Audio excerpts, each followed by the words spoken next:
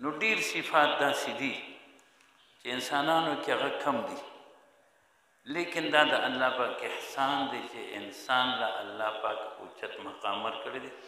ولقد کرمنا بني آدم، او الله پاک انتهایی خوبصورت پیدا کړی دی، او د انسان په حسن الله پاک څلور قسمونه خوړلي دي: والتین والزیتون وطور سینین وهذا البلد الامین لقد خلقنا الانسان فی احسن تقویم.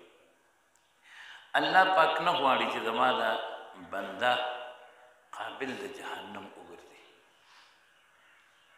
او بیا د رسول الله مبارک امت خو الله پاک ته ډیر زیات ګران دی.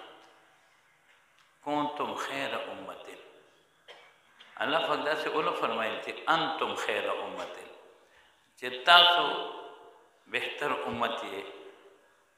نه، تاسو بهتر امت یې، خو زما په علم ازلی کې د پخوانه د ټولو امتونو نه تاسو بهتر امت یې.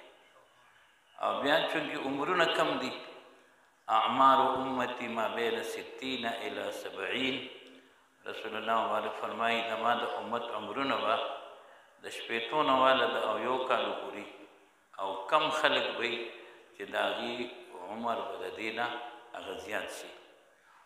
نو دا هم د الله پاک احسان دی چې عمر کم هم دی نو الله پاک نور سعادتونه نصیب کړي دي.